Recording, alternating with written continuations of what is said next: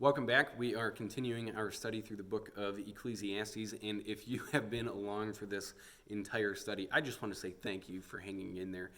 This is a very difficult book to study, and it's a different line of thinking than we're used to thinking about. So it's hard for us to wrestle with and navigate through, but for those of us who do, there is great payout in the wisdom that is earned and gained through this book. And I believe that God can really use this in each and every one of our lives. So thank you for sticking with it, and I hope that this has been encouraging to you as it has to me.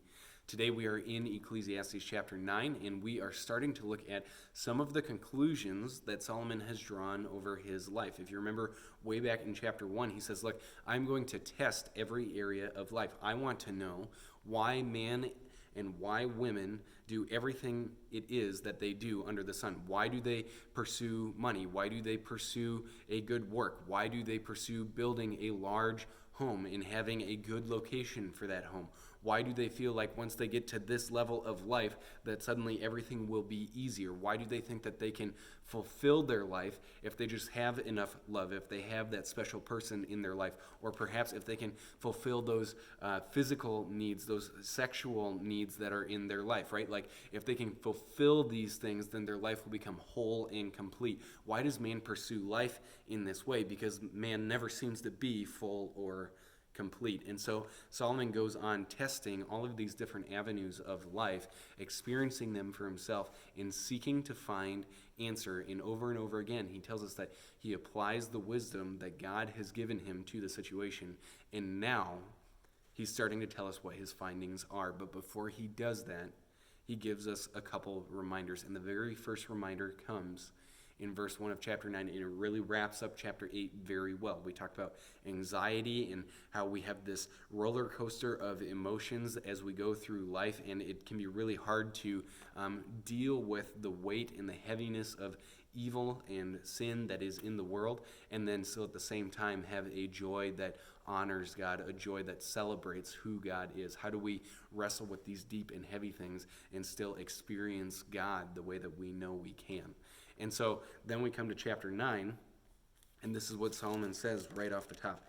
He says, "But all that is laid to heart, examining it all, how the righteous and the wise and their deeds are in the hand of God." Right away he says, look, everything is in God's control. You do not have to be anxious. You do not have to worry about tomorrow. You do not have to ride this roller coaster that can be very emotionally traumatizing. And you can just have confidence that God is in control. God is confounding evil. God is at work in the world, even when we don't see him. God has his hand on the steering wheel, and he's not letting go. And the call for us is actually to learn to surrender our own life in this way, that we would trust God in this way. Well, then he continues into verses 2 and 3, and after we get into 2 and 3, we're going to skip down to 11 and 12 because we see this consistent theme in these verses, and then we're going to actually backtrack a little bit. So let's go into verse 2. It says, "It's the same for all, since the same event happens to the righteous and the wicked, to the good and the evil, to the clean and the unclean, to him who sacrifices and him who does not sacrifice. As the good one is, so is the sinner. And he who swears is as he who shuns an oath. This is an evil in all that is done under the sun. The same event happens to all. Also, the hearts of children of man are full of evil, and madness is in their hearts while they live.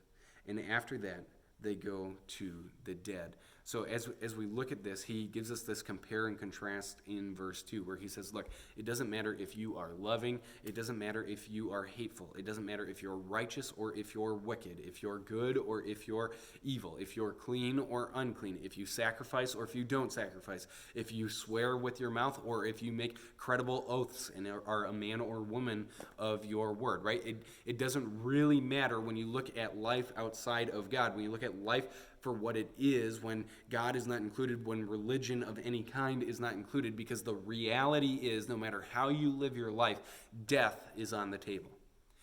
All of us know, we can all agree that the one certainty about life is that death is coming, that you will die and that I will die as time passes.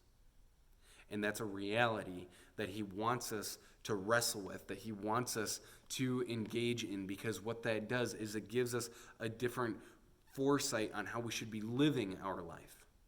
And so he wants us to really have a grasp on this. And he says, if we exclude God, if we don't seek after God and we look at these things, it does not matter how you live your life. Because ultimately your life is going to come and is going to go, and it will be over, and you will die, and that will be the end. But Solomon knows there's more to life than just what we can see. He knows that God is at work, and he starts in verse 1 by saying God is in control. And so with that in mind, he continues. But what we see in verse 3 is interesting, because we look at this idea of death as being certainty, right? Like this is the one thing. And as we look at it, what it really asks of us, or what we need to be asking of this idea that death is the one certain thing in life, that this is no doubt going to happen to every individual, is this: am I prepared to die? Am I prepared for that? And better yet, how do I prepare for that? How do I teach myself? How do I prepare well for that? What does that even look like? Where do I practically start? And this is where Solomon gives us the answer today. But before we jump into the answer, I want to skip down to verse 11, where he says, "Again, I saw under the sun, the race is not to the swift, nor the battle to the strong, nor bread to the wise, nor rich to the intelligent, nor favor to those with knowledge, but time and chance happen to them all." And right at the end, time and chance happen to them all. That word chance is actually very poorly translated. The literal definition from Hebrew actually means time and happening happen to all. In other words, we're all going to die. We don't know when. And verse 12 makes sure that we catch that piece of chance, that word chance that's poorly translated there, that we're all going to die and we don't know when. Verse 12 says, "For man does not know his time, like fish that are taken in an evil net, and like birds that are caught in a snare. So the children of man are snared at an evil time when it suddenly falls upon them." We don't ever think of, what if I die tomorrow? What if I die after this video and I walk out on the street and get hit by a bus? What if it just ends today? What if it's next week, or what if it's next month? We always think of death as being this far off, distant thing, and we never really think about, well, what if it did happen? And we don't wrestle with that. We don't really engage this idea of death. And not only that, but we always assume that tragedy will never happen to me. That we will know people who experience tragedy, that calamity will never actually come to our house and fall on us, that we won't have to wrestle or deal with that. We don't prepare ourselves to have to wrestle or deal with the loss of an immediate loved one who really just did not live out their days fully, who was cut short because of the wrinkles that life throws at us. And that's the reality, right? That we're not in control. That no matter how much we prepare, no matter how much money we put away, no matter how much we work, and no matter how much we seek and pursue the things that we want in this life, it will never completely fulfill us, because we still know in the back of our mind that death is on the table, and we don't know when it's coming.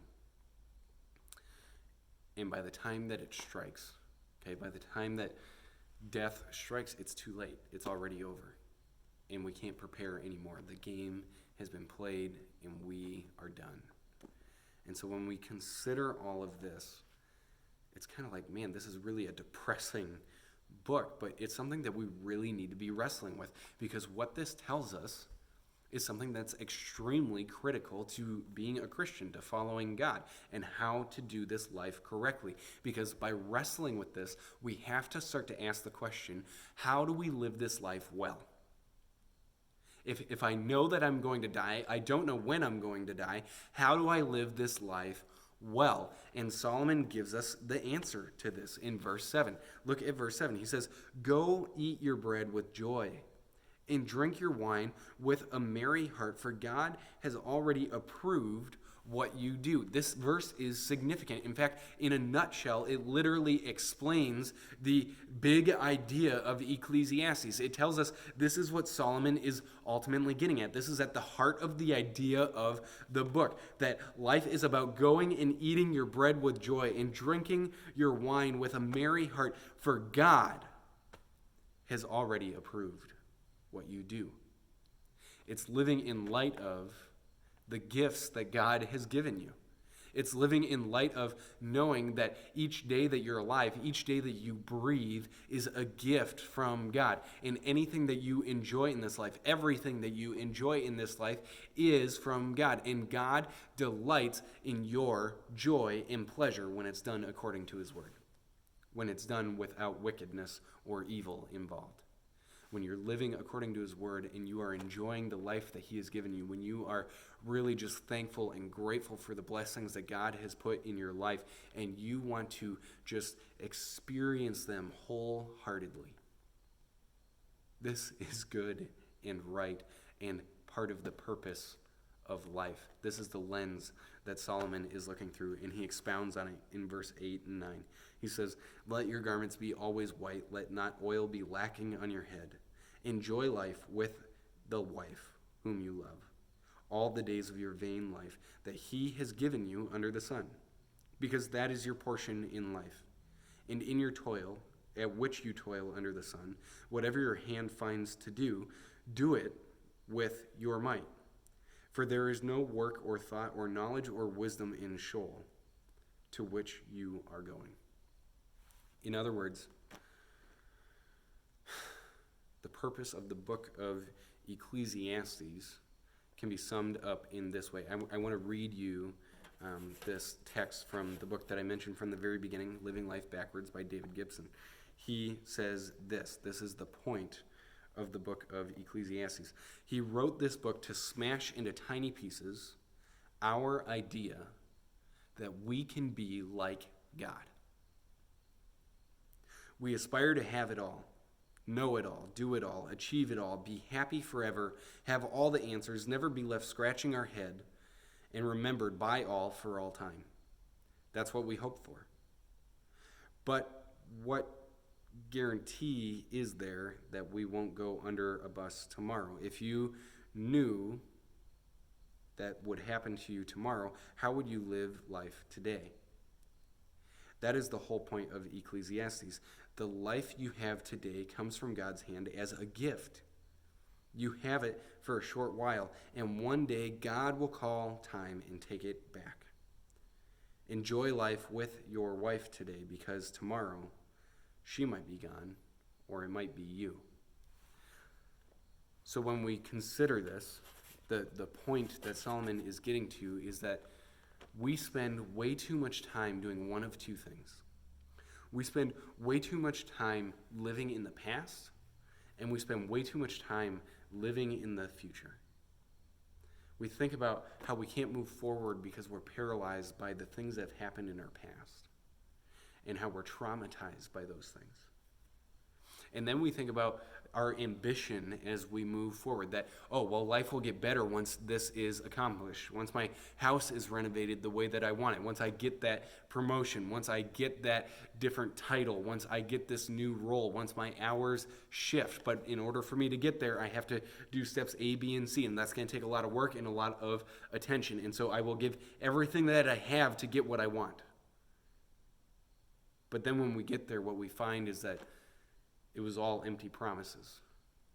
We thought that once we got there that life would suddenly work itself out. We didn't expect that life would throw wrinkles at us, that it would throw us sideways a little bit, and that we would struggle to wrestle with this new life that we didn't plan on, that we didn't see coming. So how do we practically live out this call that Solomon gives to us? If one thing that is certain, if the one thing that is certain is that we're all going to die, right? That's the one thing that he expresses that is certain. And the other side is that death can come knocking on the door at any given moment. How do we live life well? Life should look like a life that is lived well, And if we know that we are going to die, then the answer is live today. And if we don't know when we're going to die, then the answer is live now while you still have a chance. In other words, experience life to the fullest. Enjoy life to the fullest. Because God takes pleasure in that. When you are grateful and thankful for the so many blessings that he's given you, and that every breath you take is a blessing. The path of wisdom along life's road is to enjoy the gifts that God has given to you, the simple things that give you pleasure. God takes pleasure in you experiencing those things and being grateful for them. And so if you're too busy to enjoy and spend time with your wife, then you're too busy and you need to slow your schedule down. If you're too busy to stop and just be grateful and thankful and enjoy the food that is on your plate, then you're too busy and you need to slow down. If you're too anxious and your fear is paralyzing you, then you need to stop and surrender to God. And if your ambition is driving you and propelling you to work harder, you would better make sure that you're enjoying the blessings now, that you're living today. Because when you live in the future, you'll never be satisfied. When you live in the past, you'll never be satisfied. The only way to be satisfied is to live now, live today, and be grateful for what God has done for you.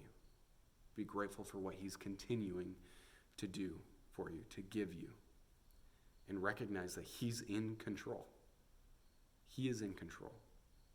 And because he's in control, we can relax a little bit and we can stop pretending that we have the ability to control our life. We can stop pretending that we have the ability to be like God. And we can just pursue a relationship with him. We can just love him and be grateful for what he's done. Knowing that we can never work enough to pay him back, give enough to pay him back, because he has paid the ultimate price for us. And so are you grateful today? Are you enjoying life today? Are you ensuring that you have a heart that is positioned before the Lord, that is so thankful and grateful for everything that he's given you, even the smallest of things, because they are all gifts from him. So take pleasure in them. Don't just throw his gifts in the corner. Don't just pretend like he's not there, like he's not supporting you, because he is, and he always has been. Let's pray. Dear Lord, we just thank you for this book of Ecclesiastes. And God, I pray that you would really challenge us to consider what it means to live a life that is well lived, a life that brings you honor and glory, a life that takes pleasure in the blessings that you've given us. God, we're so quick to think about the future and to be paralyzed by the past. We're so quick to get lost in the madness of life. And yet you have been consistent. You have had your hand on the wheel. You've been in control the whole time. So God, help us to really trust you with that, to really just hand that to you and surrender ourselves to you and live for you in all that we do. We thank you and we praise you in your name. Amen. I hope that you have a blessed day today. Thanks for watching.